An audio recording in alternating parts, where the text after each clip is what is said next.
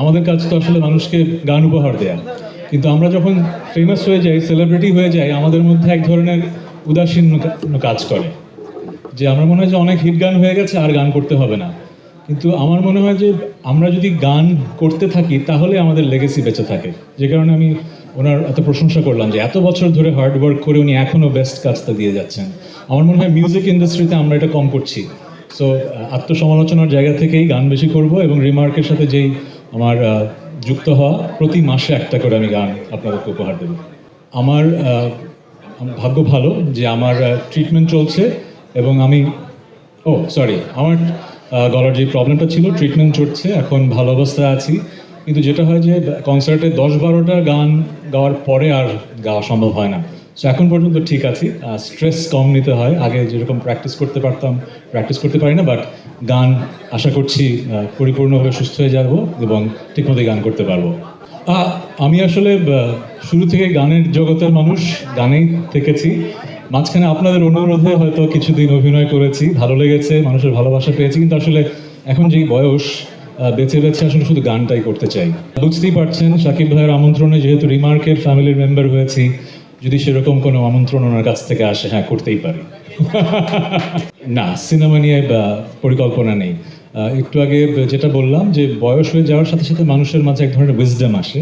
আমার মাঝে যেটা ধারণা, আমাকে এত বছর 25 বছর ধরে কাজ করছি, গানে মানুষ যে ভালোবাসাটা দিয়েছে সেটা আসলে দুষ্প্রাপ্য, আমি সেটাই ধরে রাখতে চাই। অভিনয় ভালোবাসা পেয়েছি, একটা সময় করেছি, ওই যে যেরকম বললেন, যদি অসাধারণ কোনো গল্প আসে, সুযোগ আসে, করব। যেটা হয় কি, এক একটা কাজ এক একটা সময়কে ধরে রাখে।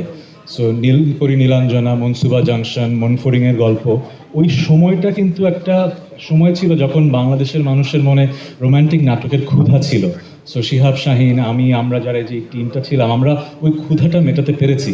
এরপরে কিন্তু একটা সময় আসলো যখন মানুষ ভাবলো যে অনেক রোমান্টিক নাটক হয়ে গেছে, এখন থ্রিলার দেখতে চায়। এখন দেখবেন ওটিটিতে শুধু থ্রিলার বেস কাজ হচ্ছে। সো প্রত্যেকটা সময়ের একটা আবেদন থাকে। এখন যেহেতু সেই সময়টা যাচ্ছে, সেরকম কাজ হচ্ছে।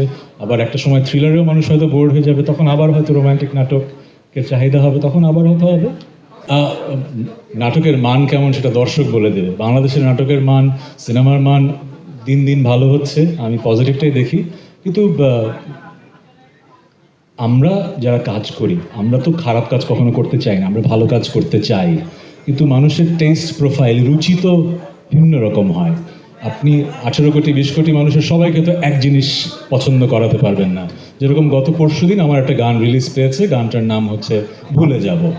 যে কোম্পানিটা গানটা প্রডিউস করেছে, তারা গ্লোবাল স্ট্যান্ডার্ডে করতে চেয়েছে বলে ল্যাটিন আমেরিকার একজন ডিরেক্টরকে, স্বনামধন্য ডিরেক্টরকে হায়ার করেছে। হলিউড হিলসে একটা ম্যানশনে ভিডিও করা হয়েছে, অসাধারণ ভিডিও হয়েছে। কিন্তু আমার যারা একদম রোম্যান্টিক স্যাড গান শুনে অভ্যস্ত, তারা বলছেন যে এই ধরনের গান আপনি কেন করলেন।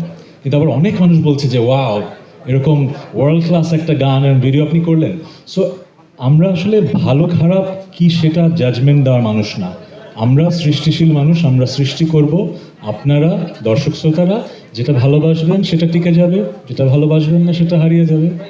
খুবই ভালো, খুবই ভালো। এবং যারা গানটা করেছে, প্রডিউস করেছে, কাইনেটিক মিউজিক এবং মুজা এবং সঞ্জয়, খুবই talented young artist. I am very grateful যে গানটা রিলিজ পেয়েছে।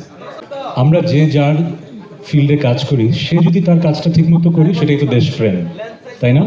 সো আমার যেটা মনে হয়, আমরা গান করি, আমরা গানটা যেন সুস্থভাবে করতে পারি, গানের মাধ্যমেই যেন আমরা প্রতিবাদ এবং দেশপ্রেমের কথা বলতে পারি, সেটাই আমাদের কাজ।